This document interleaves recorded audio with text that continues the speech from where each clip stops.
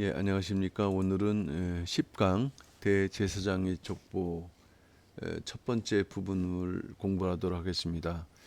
그 구속사 시리즈에서는 이 족보가 대단히 중요한 그 역할을 차지하는데, 그동안 우리가 그 창세기 족보를 공부했고 또 예수 그리스도의 족보를 공부했습니다. 그 마지막 내용이 족보 입장에서 대제사장의 족보가 되는데, 이 맹세언약의 영원한 대제사장 유권은 이 대제사장의 족보가 그 중심적인 내용이라고 할 수 있겠습니다. 이 분량이 많기 때문에 이 내용을 한 4번에 걸쳐서 공부를 하게 될 것 같고요.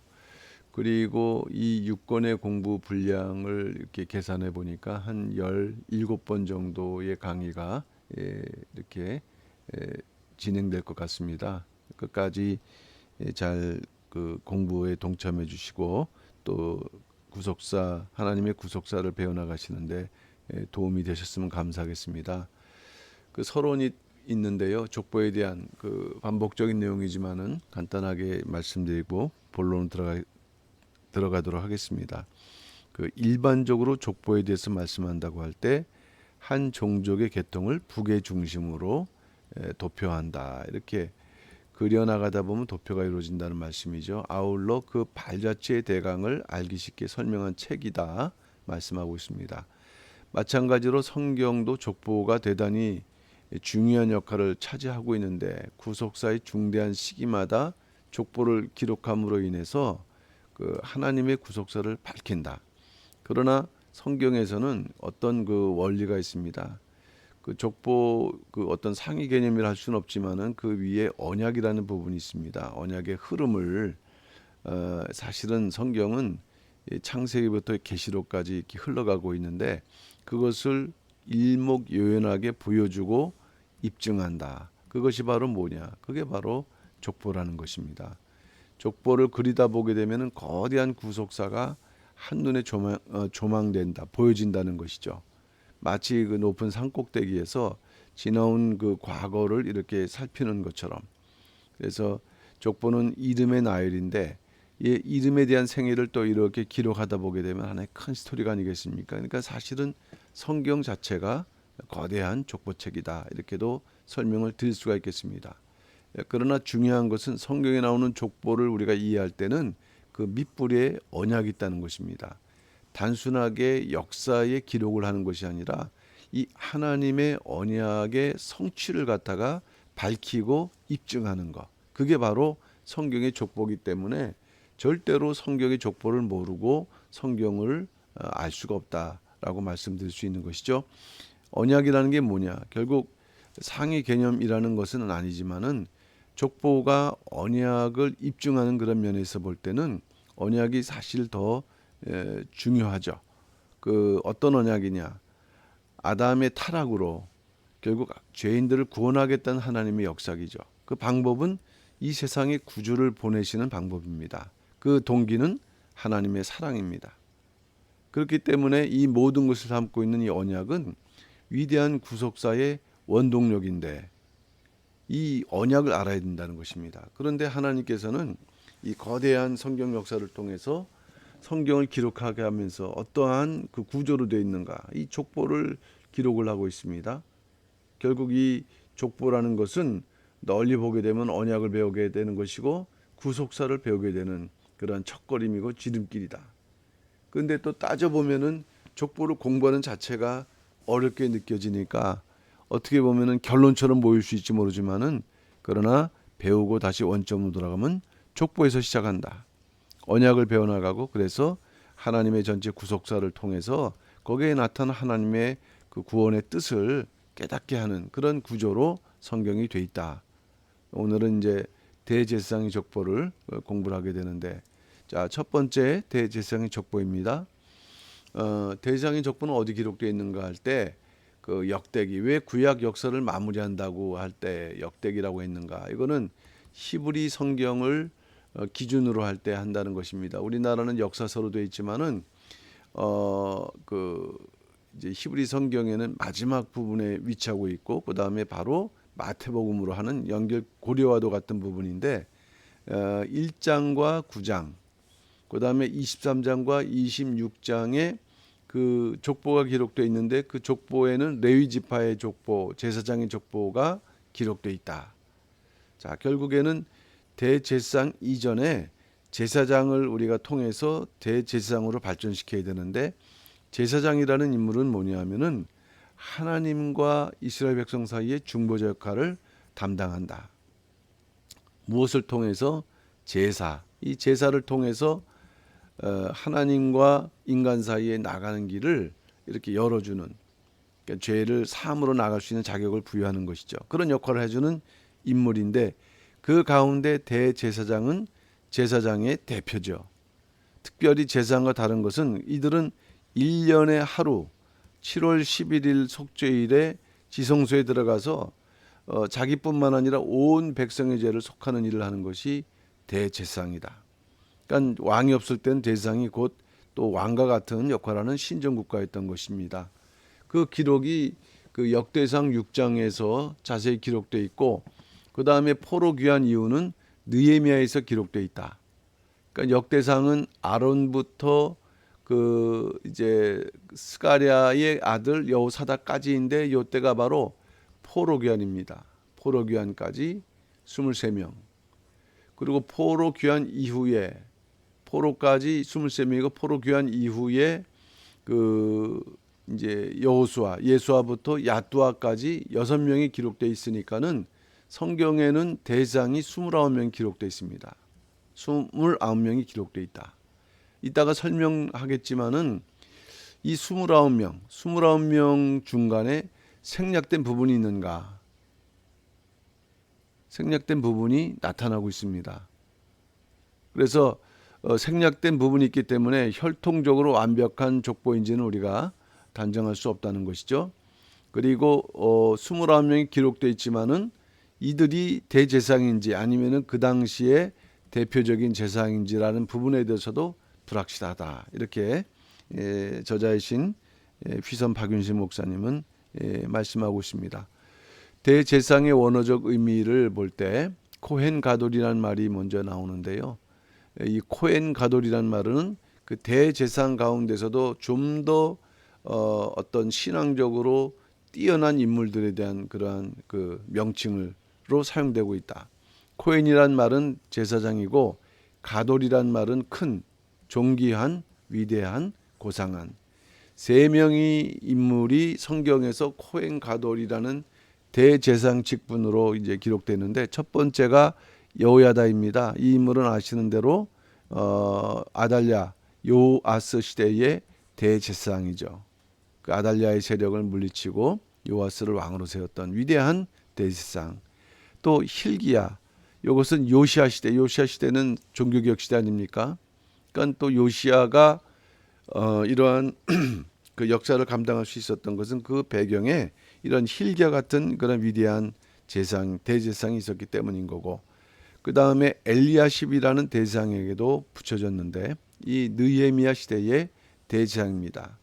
여기서 공통점은 역시 그 이들은 큰 어떤 개혁적 역할을 했다라는 그런 의미에서 그들에게 붙여진 대제사장의 명칭은 코헨 가돌이었다. 두 번째는 코헨 로시라는 단어가 있는데, 역시 코헨은 제사장이죠. 로시, 머리 정상 지도자. 이것은 어떻게 보면 좀 형식적인 표현으로서의 대제사장입니다. 여기에 해당되는 인물은 아론, 또 아마랴, 그 다음에 여호야다, 그 다음에 아사랴, 히스기야 시대 아사랴죠.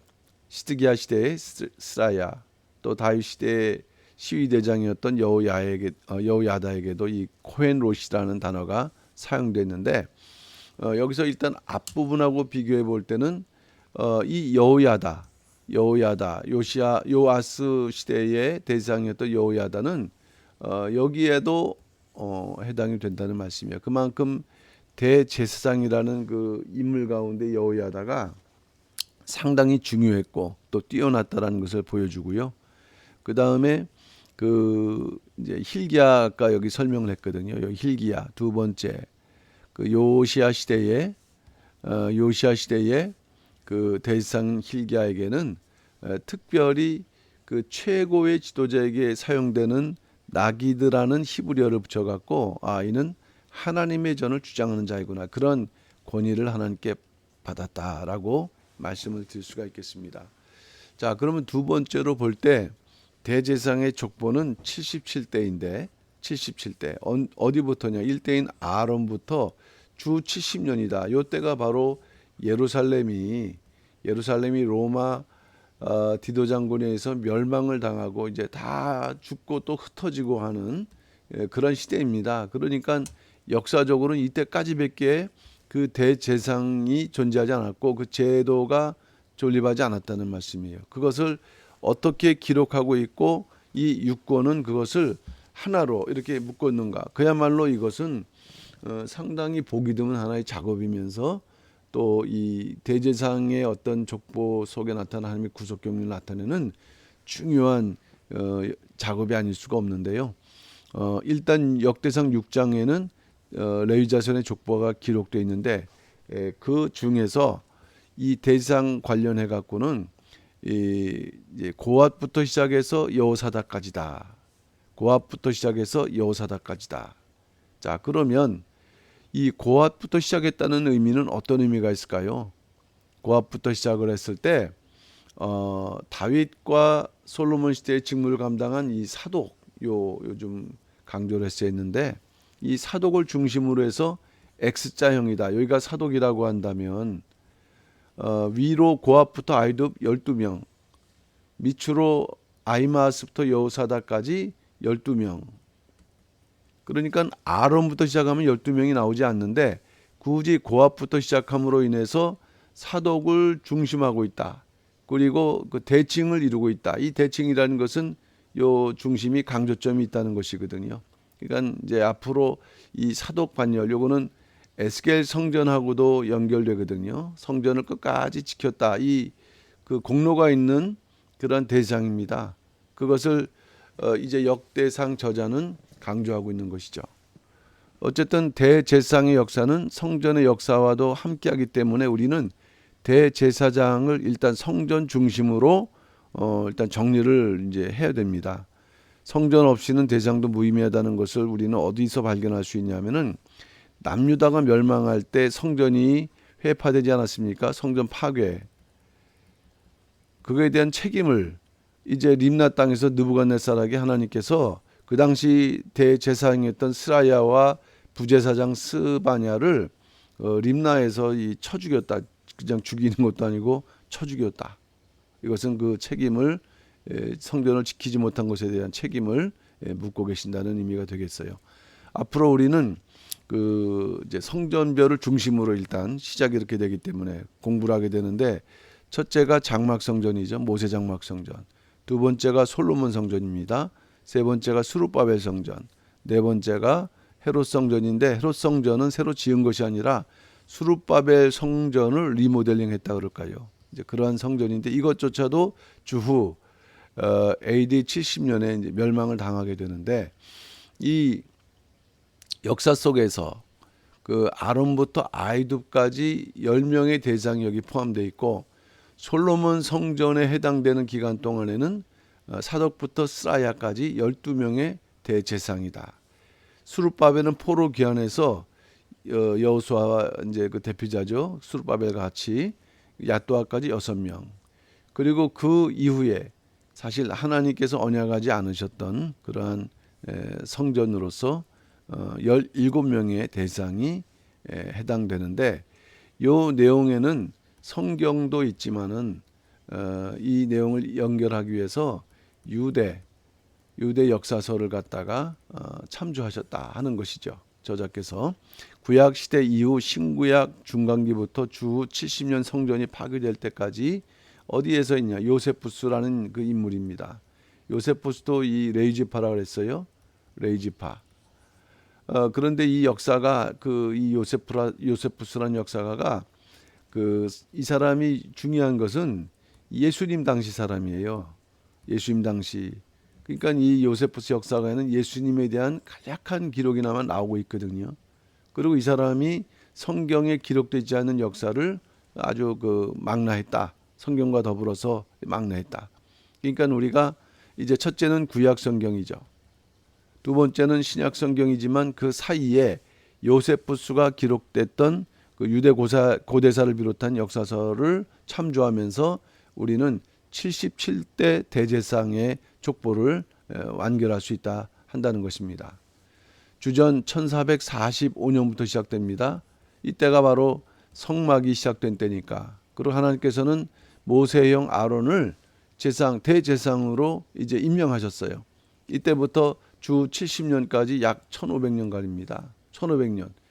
우리나라 역사로 말하면은 이조 조선 500년 아니겠습니까? 그러면 그 이전 1000년 가면은 이거는 이제 고려 시대를 지나갔고 말이죠. 삼국 시대까지 거슬러 올라갈 수 있는 어마어마한 그 시기 동안에 이 대제사장 제도, 특별히 대제사장이 이렇게 왔다라는 거 놀라운 역사가 아닐 수가 없고요.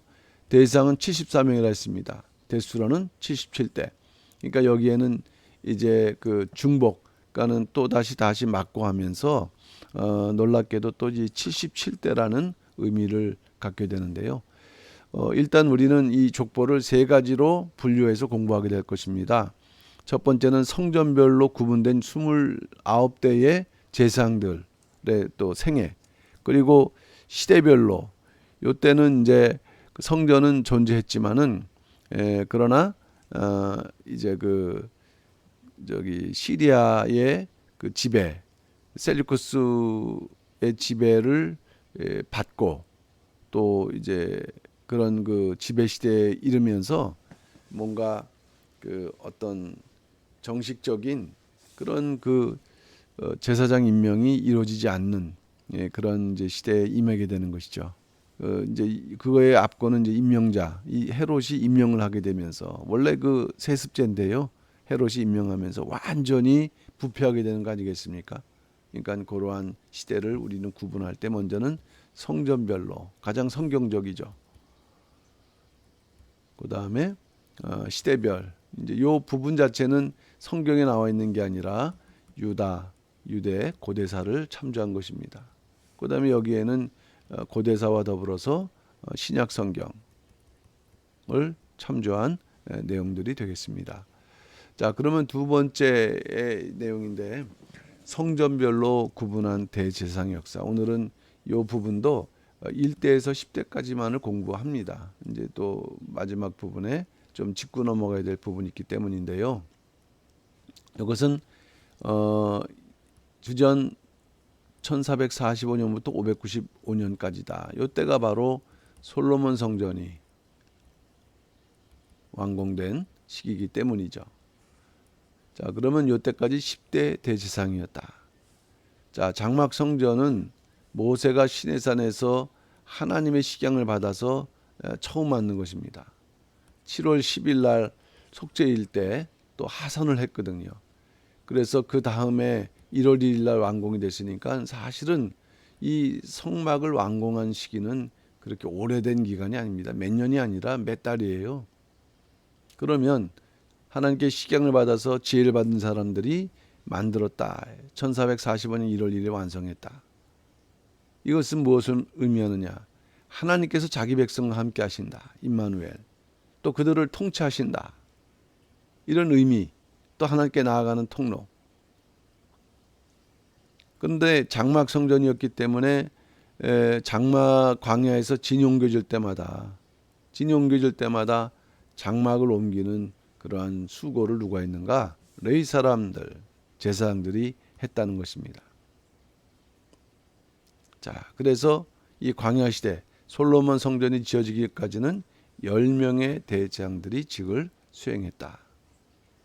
그 이제 시작이 아론인데 이 사람의 그 나이를 계산해 보면은 주전 1530년에 태어난 인물로 그가 1445년부터 대제사장을 수행할 때는 85세였습니다. 85세. 물론 그 당시에 85세가 적은 나이는 아니지만은 그러나 모세도 이렇게 80세에 하나님의 부르심을 받았었을 때 강건했던 것처럼 이 아론도 마찬가지였던 것입니다. 그가 시작했던 그 장막 시대의 대제사장의 역사는 486년간의 기간이다.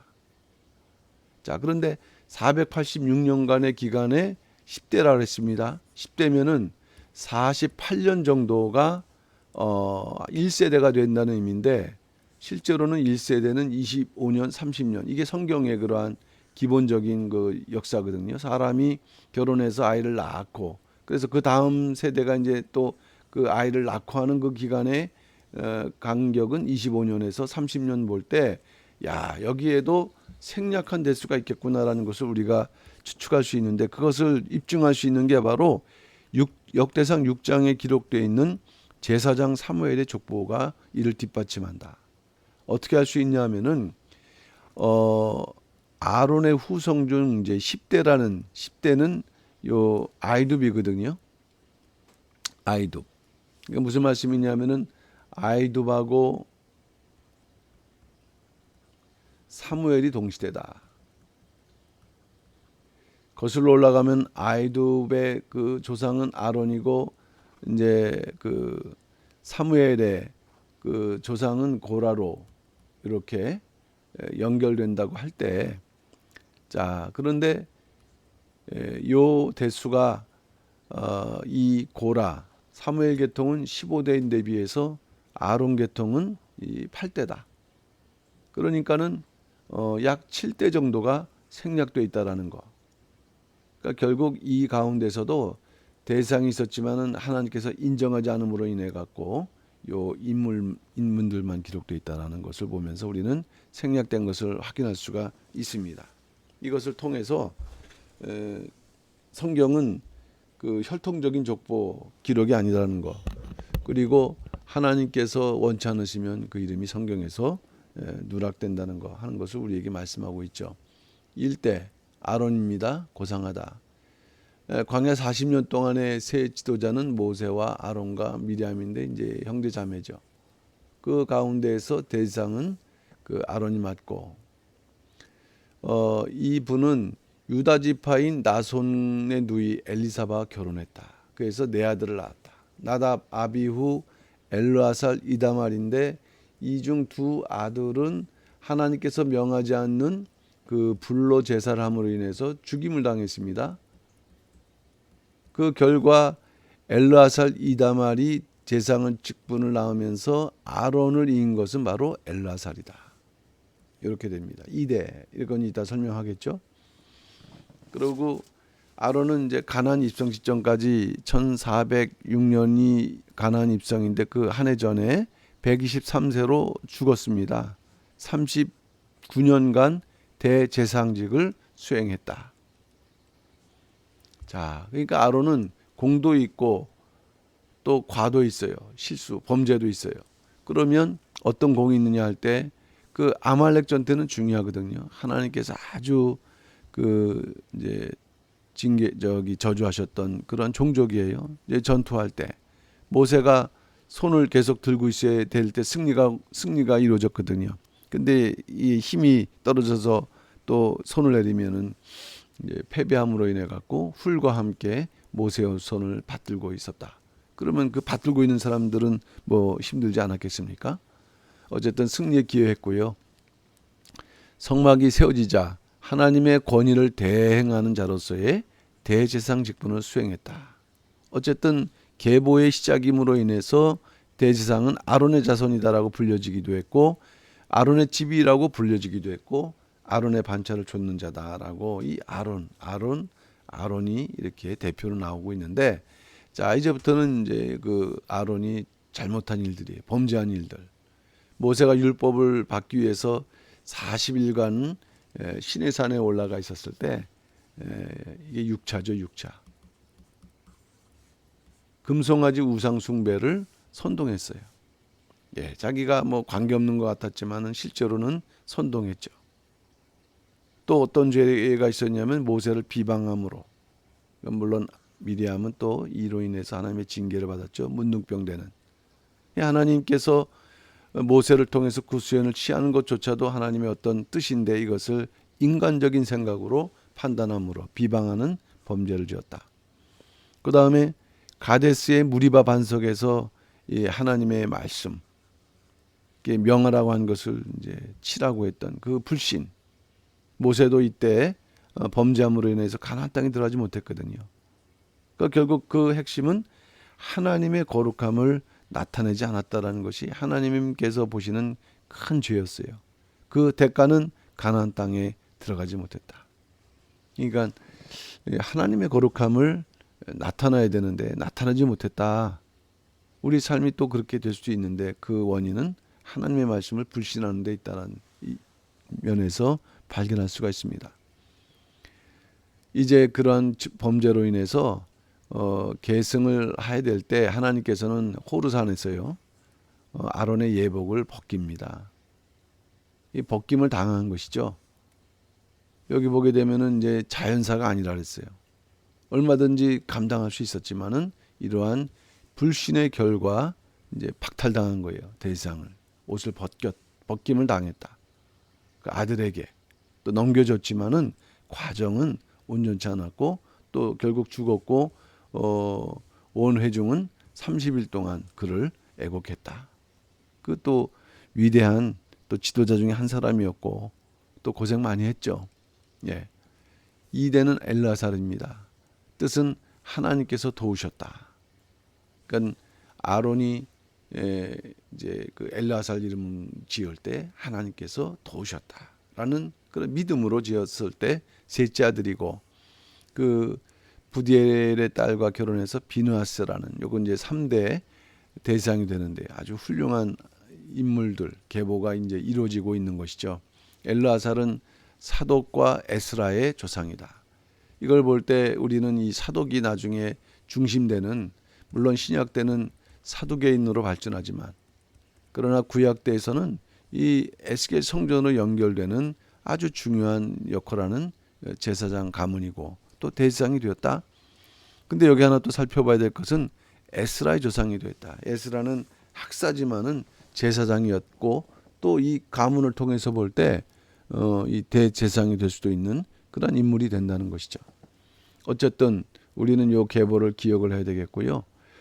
엘르아살의 주된 활동 시기는 이제 광야뿐만 아니라 가나안 땅을 정복한 시대 1390년까지 거슬러 올라가니까 광야와 그다음에 그 사사 시대를 이렇게 연결하는 그런 역할이 바로 이 엘르아살의 역할이었습니다. 아까 말씀드렸던 것처럼 그 주전 1407년 5월 1일 날 아론을 대신해서 대상으로 임명을 받았다 그랬죠. 예. 그리고 이때 모압 평지에 진쳤었을 때는 2차 인구 조사를 하나님께서 이제 명령하셨기 때문에 그것을 실제로 감당했던 총 책임자는 엘르아살이었다. 그만큼 중요했죠. 그리고 모세의 후계자는 여호수아입니다. 이 모세의 후계자 여호수아를 세울 때 그 하나님께서 이제 안수는 모세가 했지만은 모세 여호수아를 어디에 세웠느냐? 첫째로 대제사장 엘르아살 앞에 세웠어요. 그리고 온 회중 앞에 세웠습니다. 이것은 뭐냐면 그만큼 대제사장이 온 회중의 대표다라는 것을 이제 얘기를 하고 암시하는 부분이면서 이제 그 권한을 갖다가 이렇게 위임하라. 그들의 목전에서 지도자로서의 권한을 모세의 권한을 위임하라고 이제 말씀하셨을 때 그만큼 엘르아살의 권한이 커졌다는 것을 말씀하고 있는 것입니다. 그리고 이제 여호수아를 드디어 대제사장 엘르아살 앞에 이제 서게 해서 그 당시 우림의 판결법이죠. 제비뽑기 도구인데 이것을 통해서 하나님의 뜻이 옳은가를 이제 다시 한번 입증하는 증거하는 이제 그런 과정을 걷게 되는 것입니다. 그리고 여호수아와 온 회중은 오히려 엘르아살의 말을 좇아서 나가며 들어올 것이라고 이렇게 말씀했을 때 그만큼 이 엘르아살이라는 대제사장의 권한이 한층 강화된 것을 이제 보여주고 있다는 것입니다. 그리고 이 엘르아살은 이후에 광야 2세대를 가나안으로 이끌었고 그 다음에 그 가나안 땅에서 정복 전쟁을 통해서 지파별로 기업의 땅을 분배할 때 물론 이것은 여호수아지만 그 당시에 또 여호수아가 엘르아살하고 또 상의하면서 이 일을 감당을 했는 것입니다. 그리고 이 엘르아살은 그 아들이 비느하스인데 성경에서는 여호수아가 죽은 후니까 나이는 나와 있지 않지만 그 후에 에브라임 산지에서 그들의 유업으로 받은 땅에 장사가 되면서 생애를 마치는 것으로 되어 있습니다. 세 번째는 이제 비느하스죠. 신탁 혹은 계시라는 뜻인데 아론의 손자이고 엘르아살의 아들이다. 3대. 이 비느하스가 한 일은 상당히 중요한 일들이 많이 기록되어 있다는 거예요. 성경에 많이 기록되어 있다는 것은 그만큼 믿음의 행위가 많다는 것이고, 그리고 하나님의 인정을 받았다는 것인데, 첫 번째 그 사건은 하나님의 진노를 돌이켰던 사건입니다. 모압 평지에서 모압 여인들하고 음행으로 인해서 이 가나안 2세대 2만 4천 명이 죽은 거예요. 이거는 1세대가 아닙니다. 2세대. 젊은 사람들이죠. 2만 4천 명이 죽었다는 것은 얼마나 이게 충격이고 놀라운 일일까요?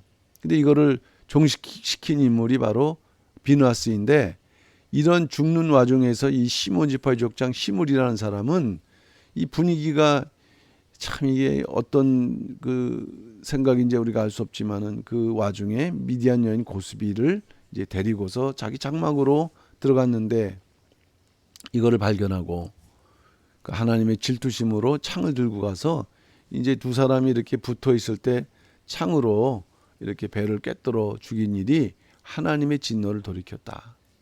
그리고 하나님께서는 이 비느하스에게 하나님의 평화의 언약을 줬다. 이때는 이제 제사장이었겠죠. 그러면은 평화 언약을 주시고 내가 너를 영원한 제사장 직분 약속했다 할 때, 영원하다는 것은 결국 예수 그리스도의 그 언약과 직분을 암시하고 있는 것입니다. 시편 106편 30절 31절 말씀 볼 때, 때에 비느하스가 일어나 처벌하니 이의 재앙이 그쳤도다. 이 일을 저에게 의로 정하셨으니 대대로 무궁하리로다. 하나님께서 이것을 기억하시고 또 이러한 일을 또 후세를 통해서 또 알게 하신다 하는 그런 의미라고 우리가 볼 수 있겠고, 둘째는 그 미디안과의 전쟁에서 승리를 했다. 이 미디안은요, 낙타를 타고 다니는 이 광야의 그러한 족속인데 무시무시하죠, 사실은. 그러면 아브라함의 후손입니다, 사실은. 구드라나. 그러면 가나안 동편에서 모압과 결탁해서 항상 이 이스라엘 백성들로 하여금 음행하고 우상 숭배해서 범죄케 했던 인물들이에요. 그러니까 싫은 거죠, 이 가나안 이스라엘 족속들이. 그런데 거기에 대해서 하나님께서는 입성 전에 이들을 갖다가 완전히 치라고, 박해하며 치라고 명령을 하셨고, 그 원인은 이제 고스비라는 여인 때문에 2만 4천 명이 죽었지 않습니까? 그래서 미디안과의 전쟁이 발발했고, 모세는 메지파에서 1천 명을 뽑았는데 특별히 이 비느하스를 갖다가 선발해서 성소의 기구 또는 나팔, 이 나팔은 제사장들이 부는 거거든요. 그래서 나팔을 불려갖고 싸움에 보내진 거죠. 원래 싸움은 군사들이 해야 되는데 이 제사장이 거기에 싸움에 이제 보내지는 거니까 이게 개인 입장에서 준비가 안 됐으면 두려운 일 아니겠습니까? 그러나 비느하스는 이 군사같이 행동했어요. 미디안을 쳐서 남자들 5 왕을 죽였다. 거기서 또 누굴 죽였냐? 발람. 이스라엘 백성들이 범죄하도록 이렇게 악한 꾀를 냈던 거짓 선지자입니다. 죽였고, 셋째는 요단 강변 제단 설치 문제를 해결했다. 이게 무슨 말씀이냐면은 가나안 정복 전쟁에 참여했던 요단 동편, 그러니까 이제 요단강이 있으면 이 동편에 그 이제 베냐민이 아니라 그 장자 지파하고 그 다음에 이제 므낫세 반지파 이렇게 넘어가지 않고 이 동편에 진을 쳤어요. 쳤는데 전쟁할 때는 같이 참여할 것을 조건으로. 그래서 이제 승리하고서는 이제 돌아가는 거 아니겠습니까? 그런데 그 동안에 보호해 주신 하나님의 은혜를 기념하고 또 자신들도 요단강 그 서편 이제 지파와 동일한 언약 백성이라는 것을 그들은 또 증거하고 싶은 거죠. 사실은 강 언약의 땅은 이곳인데 이것이 풍요로운 땅이니까 말이죠. 그러니까는 그러한 것을 증거하기 위해서 이제 그 강을 넘어가기 전에 서편 언덕에 큰 단을 쌓았다. 근데 이것에 오해가 생겼습니다. 이것이 바로 우상 숭배를 하려는 것이 아니냐.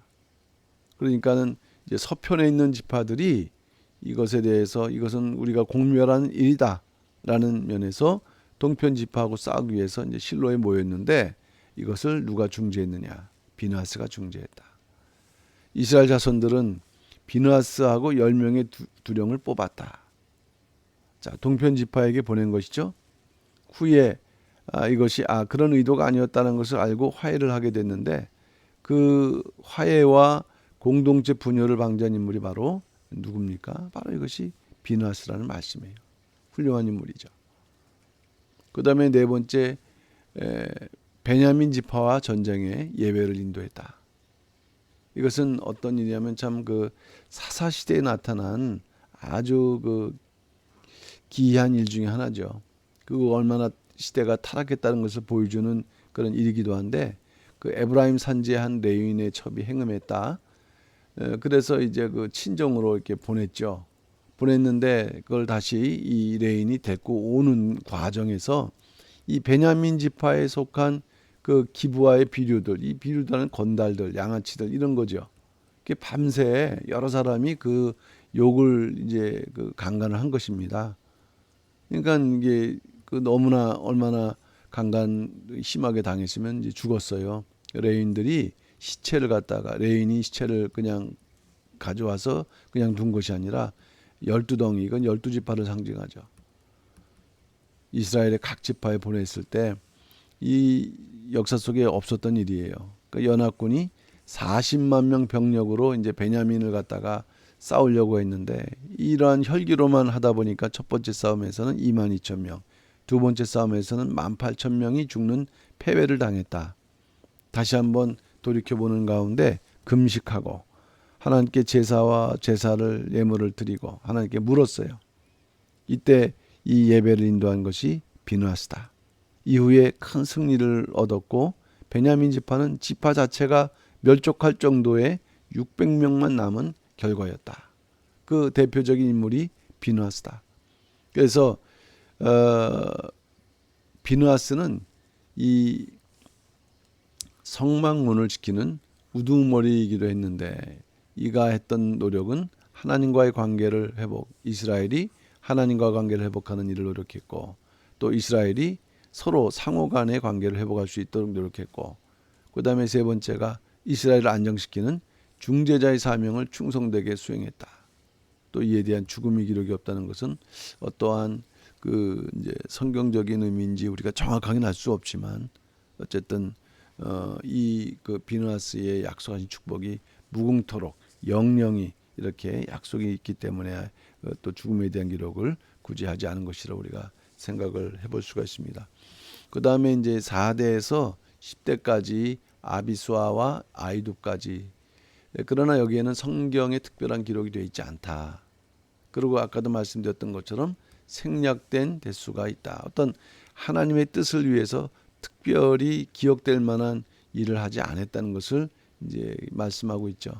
4대 아비수아는 뜻이 나의 아버지는 부유하다 할 때 비느하스의 자손이라고 했다. 벤이라고 했거든요. 벤은 아들이기도 하지만은 자손이다. 그렇기 때문에 이 사이에도 간격이 있을 수 있고, 그 다음에 5대는 붓기로 기록되어 있는데 여호와로 말미암아 입증된 자.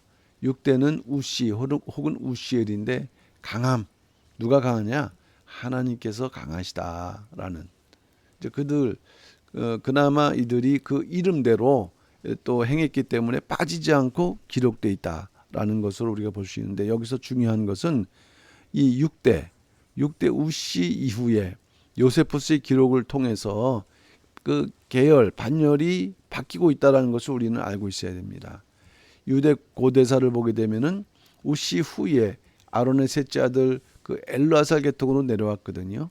그런데 이 우시 후에 넷째 아들 이다말 계열로 넘어갔는데 그게 바로 엘리였다. 어떻게 기록하고 있냐면은 우시의 뒤를 이어 대상에 오른 사람이 엘리였는데 그 후손은 솔로몬 때까지 대상직을 이어갔다. 이렇게 이제 기록을 하고 있습니다. 그러면은 이제 그 우리가 7대에 그 엘리가 등장을 해야 되는데 성경은 엘리를 사건을 기록하지 이렇게 기록을 하지 않고 있어요. 그럼 이것은 이제 어떤 의미인가? 일단은 성경에 기록된 대로 7대 스라히야, 8대 무라옅, 9대 아마랴, 10대 아히둡. 그러니까 대제사장의 역사 요세푸스에 의하면은 분명히 넘어갔지만 그래서 대상은 이제 이후 이다말 계열이 차지하고 있지만 그러나 하나님께서 그 당시에 인정하셨던 대상은 스라이아로 그다음에 무라옅, 아마랴, 아히둡. 근데 여기서 중요한 것은 요 반역이라는 뜻의 이름이 이제 등장하고 있거든요. 이 인물이 반역했는 것인지 아니면 그 시대 자체에 이러한 반역이 있는 것인지 어쨌든 뭔가 이 우시 이후에 뭔가 대제사장 계보에 어떤 그 지각 변동이 있었다는 것을 우리는 발견할 수가 있죠. 마지막으로 우리가 하나 짚고 넘어가야 될 부분이 바로 요 이해도움 부분인데 중요한 부분이 돼서 이것만 간단하게 짚고 마치고자 합니다. 그 제사장 겸 선지자였던 사무엘의 생애 대제사장은 아니었지만은 이 제사장으로서 또는 선지자로서 또는 사사로서 우리가 아는 것은 사실 선지자로서 잘 알죠. 이 인물의 뜻은 하나님께 구함인데 생애가 그랬고요. 그 다음에 그 중요성은 사사시대에서 왕정시대로 넘어가는 그 과도기의 지도자입니다. 그러니까 거의 모세에 필적할 만한 위대한 지도자이다. 어떻게 출생했는가? 사사시대에 출생했는데 아버지는 엘가나입니다. 그런데 레이지파이고 고핫 자손이다. 그 제사장 지파예요. 에브라임 산지 라마다임 소빔 출신이라고 기록되어 있다 보니까 사람들은 이 에브라임 여기 출신이다 보니까 이 사람이 레이지파인지를 알 수 없어요. 그러나 이것은 이제 그 지역에 살았던 레위 자손이었다는 것이지 이 에브라임 자손이 아니라는 말씀이에요. 하나님께서 무자한 어머니 한나의 소원 기도를 들으시고 사무엘에게 주신 아들이 그 한나에게 주신 아들이 사무엘이다. 족보를 보게 되면은 그 이제 고핫 자손으로 거슬러 올라가서 아들 중에 이스라엘이 있는데 그의 후손이다. 아까 말씀드렸던 대로 어떤 사람들은 그 엘가나를 갖다가 에브라임 사람이라고 이렇게 주장을 하지만 이것은 산지에 거주했기 때문이라는 말씀이에요. 이것은 왜 그러냐면은 레위 지파가 그 저기 야곱으로부터 저주를 받을 때 흩어지게 그 사는 그러한 그 저주를 받았거든요. 그러니까 흩어지면서 또 그 제사장 지파 또는 레인이 되면서는 그 각 그 지역에서 종교적 직무를 담당하고 또 이제 자기 반열 때 올라와서 24반열로 해갖고 성소에서 봉사하고 이제 그런 역할을 했습니다. 그러니까 에브라임에 살았지 에브라임 그 족속은 아니다. 그리고 특별히 역대상 6장 22절에서 28절은 사무엘 족보를 기술하고 있다. 근데 34절에서 38절까지 또 이 족보를 그 반복해서 기술하는 이유는 뭐냐면은 이름을 바꿔가면서 사람은 같은데 이름이 두 가지로 불린 자들. 어쨌든 여기 속에 사무엘 족보의 중요성이 암시되고 있고 그 이유는 사울에게도 다윗에게도 기름 부어 왕을 세운 아주 훌륭한 위대한 인물이라는 것을 강조하고 있는데 이제 이걸 보게 되면은 이스라엘을 암미나답으로 스바냐를 우리엘로 아사랴를 우시아로 숲을 도베로 도아를 나핫과 도후로 여기에는 그야말로 또 세 개입니다. 이름이 엘리엘을 엘리압과 엘리우로 이렇게 이명 동인이라 했어요. 사람은 같은데 이름이 다양하게 그 이 성경적 의미는 우리가 정확하게 알 수는 없지만 어쨌든 그렇게 기록되어 있는 내용이다. 그다음에 고라의 아들들을 기록하고 있는데 이 고라는 우리가 그 모세에게 반역한 사람이라는 걸 알고 있거든요. 근데 이 고라의 후손들이 훌륭하다. 어쨌든 역대상 2장 22절에서 23절 말씀 볼 때 그 아들들은 고라요, 그 아들은 아시리요, 그 아들은 엘가나요 이렇게 기록을 하고 있거든요. 근데 여기 이제 역대상 6장 37절하고 대조해 보게 되면은 요 아실과 엘가나가 없이 고라에서 바로 이렇게 에비아삽으로 넘어가요. 고라, 에비아삽, 아실 순서로 기록되어 있다. 요거를 해결할 수 있는 것이 바로 요 출애굽기 6장 24절 말씀입니다. 고라의 아들들은 아실 나오죠, 엘가나 나오죠, 아비아삽이 에비아삽으로 기록되어 있는데 결국 이 사람들은 형제라는 말씀이에요. 형제. 성경을 여러 군데 이렇게 짝을 맞추다 보면은 바로 이런 문제를 이렇게 기록을 하고 있고, 알 수 있다는 것입니다. 또 사무엘에 있어서 엘리 제사장과의 관계를 우리가 살펴보지 않을 수가 없는데, 엘리 제사장 그 당시 제사장이었습니다. 그러면 한나는 서원대로 젖을 떼자마자 실로 데려와서 이 엘리에게 양육을 맡겼거든요. 자, 그러면 엘리는 말씀드렸던 대로 엘르아살이 아니라 이다말 계통이라 그랬어요. 근데 그 아들 홈리하고 비느하스는 불량자였다. 어느 정도의 불량자냐면 성소에서 그 여인들하고 동침하지 않나, 또 제물을 갖다가 말이죠, 이렇게 싱싱한 제물 하나님께 드리기 전에 그걸 갖다가 탈취하지 않나, 멸시한 거예요. 하나님 멸시한 것입니다. 이 아들들이 이제 블레셋과의 전투에서 그 죄가로 전사를 했고, 아들을 제대로 양육하지 못한 이유로 엘리도 자빠져서 목이 부러져 죽었습니다. 그때 이제 엘리 아들이 그 며느리가 이제 아들을 이제 낳았죠. 이가봇, 영광이 없다. 그 며느리가 아들을 낳으면서 시아버지 남편 다 죽는 가운데 낳은 아들 이가봇. 그런데 그에게 형이 있었습니다. 아이둡. 그 아이둡의 아들은 아히야와 아히멜렉인데, 이 아이둡에서 아히멜렉, 그리고 또 누구로 나가냐면 아비아달, 이런 식으로. 왜 그랬을까요? 이 아비아달이 바로 다윗 시대로 갈 때 두 대표적인 인물, 아비아달, 그 다음에 사독. 그러니까 이 아비아달이 바로 아비아달이 그 이다말 계통이라고 한다면은, 바로 이 사독은 엘레셀 계통으로서 이제 그 두 계통이 유지가 되었는데, 그 아비아달이 대상으로 있었을 때 압살롬의 반역 때 다윗을 도왔지만은 아도니아 반역 때는 동참함으로 인해서 솔로몬에 의해 대제사장이 박탈되었다.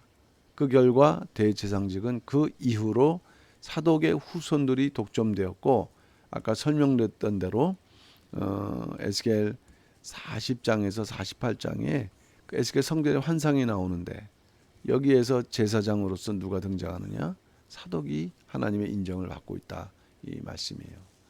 마지막 네 번째로 이제 사무엘의 사역입니다. 사무엘은 어떤 사역을 했는가? 98세로 엘리가 죽었습니다. 그 뒤를 사무엘이 이었는데, 자, 이때가 나이가 30세로 우리가 추론할 수가 있다.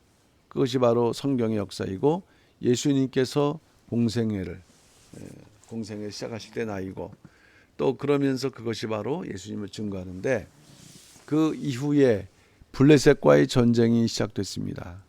주전 1082년, 그 당시에는 사무엘 50세로 우리가 추론할 수 있습니다. 계산하면 정확하게 또 나오죠. 이 당시에 사무엘은 이스라엘 백성의 신앙 각성 운동을 일으켰다. 백성을 미스바에 모이게 해서 거기서 금식하고 회개하게 했다. 사무엘은 온전한 번제를 드리고 기도했고, 이 기도를 들으신 하나님께서 큰 우레를 바라심으로 결국 전쟁에서 승리케 하셨다. 이 승리를 기념하는 것이 바로 돌인데, 에베네셀, 도움의 돌. 하나님께서 도와주셨다는 것이에요. 여태까지 도와주셨다. 이것이 바로 첫 번째 큰 사역이고, 두 번째는 평생 이스라엘을 다스렸다. 3상 7장 15절에서 17절, 사무엘이 사는 날 동안에 이스라엘을 다스렸으며, 그러니까 그 당시에 신정 국가였기 때문에 이 제사장, 대표적인 제사장 자체가 선지자이면서도 이 자체가 바로 결국 왕 같은 역할을 했습니다. 자, 그런데 여기 어떤 문제가 있었냐면은 아들이 요엘과 아비야입니다. 이 아들들은 엘리의 두 아들과 같이 그 범죄자들이에요. 뇌물을 받고 판결을 굽고. 그러니까 아버지 사무엘은 너무 훌륭한데 그 사무엘 입장에서는 지우고 싶은 오점이었다. 그 결과 이제 어떤 일이 생겼냐면은 그 사무엘의 아들들이 아버지 행위를 따르지 않자 그 이제 이스라엘 모든 장로가 사무엘에게 왕을 요구하는데 사무엘은 반대했죠. 이거는 야, 왕이 하나님이시지 사람이 왕이 될 수 없다. 하나님의 통치를 거부하는 것임으로 인해서 반대했지만은 백성들의 그 완고함으로 인해서 결국 사무엘에게 기름을 부었다. 그래서 결국 사무엘은 사울 왕과 다윗 왕에게 기름을 부었습니다. 그러니까 자기 아들들의 이러한 범죄로 인해서 반대를 했고 또 원칙은 주장할 수 있었지만은 이 백성들의 그 어떤 주장을 이길 수가 없었던 것이죠. 물론 사무엘조차도 하나님께 묻고 했지만은 백성들의 완고함으로 인해서 왕을 허락하셨다. 사울이 왕이 된 후 하나님의 말씀에 이제 불순종하는 일이 있었는데 그 하나님 지시에 따라서 아직 어린 다윗을 왕이 되도록 이렇게 기름을 부으셨다는 말씀이에요. 그리고 사무엘은 양심적인 지도자의 대표적인 인물이다. 죄에 대해서는 강력하게 대처했다. 자기가 그 지도자였을 때 자기는 양심적인 지도자라는 것을 또 왕이 된 후에 자기의 청렴결백을 이렇게 증거하는 그러한 기록이 나오고요.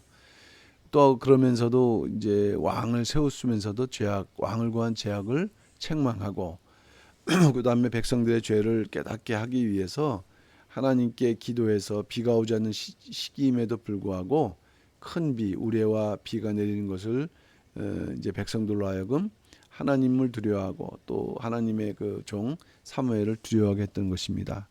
그리고 이제 사무엘은 범죄한 사울을 책망했는데 사울은 아말렉을 쳐서 진멸하라. 말씀에 불순종했어요. 순종이 제사보다 낫다는 말씀이 나온 그런 그 배경인데 사무엘은 이러한 죄를 이제 지적을 했고요. 그리고 사울을 벌릴 것에 대한 강력한 심판의 말씀 전했는데 그래도 사울은 40년 통치를 했으니까 어느 시기에 이러한 그 범죄가 있는지 모르지만은 이런 이후에도 사울은 왕으로 많은 또 범죄를 저질렀던 것입니다. 두려운 일이죠. 마지막으로 믿음의 장으로 불리는 히브리서 11장에서는 사무엘임이 등장하는데 어떤 인물로 쉬지 않고 기도하는 믿음, 또 말씀을 전파하는 그러한 믿음의 사역으로 특별히 대표적인 구절이 사무엘상 12장 23절입니다. 나는 너희를 위하여 기도하기를 쉬는 죄를 여호와 앞에 결단코 범치 아니하고 선하고 의로운 도로. 여기 보니까 기도가 나오고 이 도나오 나왔지 않습니까? 이게 바로 오늘날 목회자의 사명의 모델입니다. 지도자. 그러니까 기도해야 되고 또 선하고 의롭다는 것은 항상 하나님께 주시는 것을 이렇게 받을 수 있는 말씀에 끼어 있다는 것이죠. 그리고 가르치는 그러한 일에 대해서 게을르지 않고.